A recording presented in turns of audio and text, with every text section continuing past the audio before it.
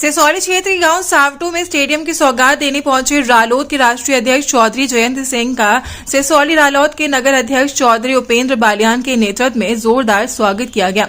इस अवसर पर राष्ट्रीय लोकदल के अध्यक्ष चौधरी जयंत सिंह ने कहा कि भाजपा सरकार में नौजवान निराश है। उत्तर प्रदेश में इंजीनियरिंग डिग्री रखने वाले युवक जूनियर इंजीनियर भी नहीं बन पा रहे हैं, भर्तियां नहीं की जा रही हैं, उनकी उम्र निकलती जा रही है। उन्होंने कहा कि सरकार के साथ व्यवस्था की लड़ाई लड़नी होगी। चौधरी जयंत ने कहा कि चालू पेराई सत्र में अभी तक गन्ने का भाव घोषित नहीं किया गया है। भाजपा नेता हर छोटे से छोटे मामले को हिंदू मुस्लिम से जोड़ता है, नौजवानों के सोचने समझने की क्षमता खत्म कर रहे हैं।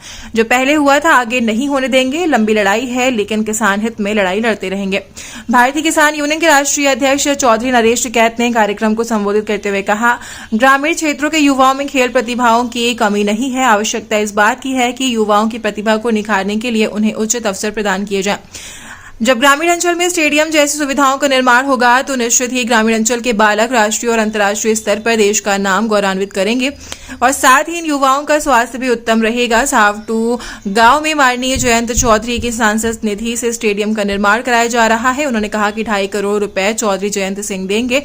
उन्होंने स्टेडियम के लिए पहली किश्त के रूप में 1 करोड़ 15 लाख रुपए दिए हैं। सावटू में स्टेडियम के बनने से क्षेत्र के गांव मुकुंदपुर, ढेरावली, नूनाखेड़ा, कुटबा, कुटबी, दुलहरा, सिसौली, रावटू, हड़ौली, खेड़ी, सुडियान, अलावलपुर, माजरा, हड़ौली माजरा, मुंडभर, चरोली, अटाली, बुदीना कला, मोहम्मदपुर, मॉडर्न सला, खेड़ी, अलीपुर कला गांव के युवाओं को लाभ होगा।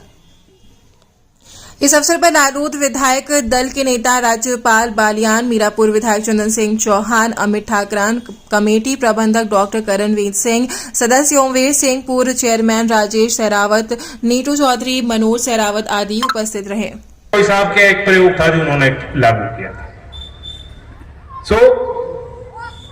आज हमें एक मौका है, हम देखें कि जो उनकी राजनीति थी, जो उनके लोग थे, आज उनकी क्या स्थितियां हैं। आज हम और आप बेहद कमजोरी में हैं। इस देश में दोहरी व्यवस्थाएं जो देश के स्वतंत्रता के बाद भी, लोकतंत्र स्थापित होने के बाद भी, संविधान के लागू होने के बाद भी दोहरी व्यवस्थाएं, दोहरे मापदंड जो कभी कभी आप महसूस करते थे, वो आज भी जीवंत है। आज भी बंटवारा सा है।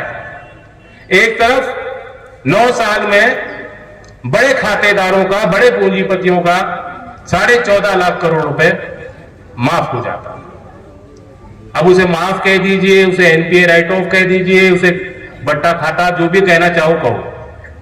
सच्चाई यह है कि वो वसूला नहीं जाएगा। सबको मालूम है कि उस पर क्लेम सरकार ने, बैंकों ने मिली भगत करके वो क्लेम विड्रॉ कर लिया। दूसरी तरफ जो खेती किसानी करते हैं, देश भर में नाबार्ड की एक रिपोर्ट है, उसके आंकड़े के 21 लाख करोड़ कर्जा आप पर बनता है। एनएसएसओ के जो पिछला राउंड हुआ 2018 का जो आंकड़ा था, जो 2019 में वो प्रकाशित हुआ, उसकी आप माने तो हर किसान परिवार पे 74,000 रुपए का कर्ज है।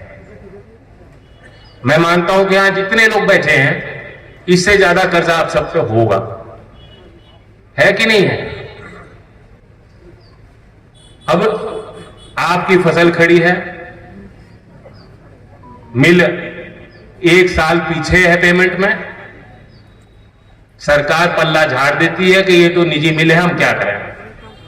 जब चुनाव था यहां बिजनौर में, यही लोग आए थे, इन्होंने कहा था कि चौधरी चरण सिंह की स्मृति में उनका सम्मान रखने के लिए हम जो गन्ने की खेती करते हैं, जो किसानी करते हैं, उनके लिए कोष बनाएंगे। चौधरी साहब का नाम उस योजना से जोड़ा जाएगा और जितने चाहिए 1000 करोड़, 1500 करोड़, 15,000 करोड़, जितने भी संसाधन जुटाने पड़े किसानों के लिए, बस एक बार लखनऊ में हमें बैठा दिया। अब एक बार क्या, दूसरी बार भी बैठ गए। कई योजना बनी चौधरी साहब के नाम से, कोई एक योजना बनाई गई। मथुरा के थे दीनदयाल उपाध्याय जी। देश में कितनी संस्थाएं, कितनी योजनाएं उनके नाम से बनी है। मुझे कोई आपत्ति इस बात से नहीं, लेकिन वो एक उदाहरण है। अगर ये सरकार चाहती, वाकई सम्मान रखना चाहती, तो चौधरी चरण सिंह जी को भारत रत्न से नवाजा जाना चाहिए था। मैं पहली बार कह रहा हूं उस बात को। आज तक मैंने मांग नहीं उठाई क्योंकि मैं उनके परिवार से हूं। मैं ये बात कहूंगा तो लोग कहेंगे अपने, लेकिन ये मेरा फर्ज है, ये मेरा अधिकार है। मानते कि नहीं मानते आप? ये मैं आपकी बात कह रहा हूं और ये इसका संज्ञान सरकार को लेना चाहिए। ऑर्गेनाइज होनी चाहिए, उसका विस्तारित कैपेसिटी बढ़ेगी तब लाभ मिल पाएगा। चौधरी साहब, और इस बार पैदावार भी कम हुई है। मैं ये मानता हूँ कि सरकार बहुत देर कर रही है, उसे कम से कम 2 महीने पहले भाव घोषित कर देना था। अब प्राइस वॉर आने वाले समय में प्रतिस्पर्धा मिलों में होगी और सब लोग इसी की लड़ाई लड़ेंगे कि गन्ना हमें कहाँ से मिलेगा। ये स्थिति। किस तरह के कार्यक्रम थे आज जगह जगह पहुंचे? पहले मैं साटू गांव गया हूँ भैया, नीचे आईडी करो। साटू में मैं अपने सांसद निधि से 1 करोड़ 15 लाख का मैंने वहाँ काम कराने के लिए अपना प्रतिनिधियों को प्रस्ताव रखा है। 15 दिन में टेंडर होगा, स्पोर्ट्स स्टेडियम का निर्माण हो रहा है। और उसके बाद मजबूत गाँव है, सामाजिक और किसान के मूवमेंट में हमेशा ये गाँव जुड़ा रहा है। हमेशा यहाँ बड़ी बड़ी सभाएं चौधरी अजीत सिंह जी की और से पहले नहीं होती रही, मेरी भी कई बार मुझे अवसर मिला गाँव में आने का।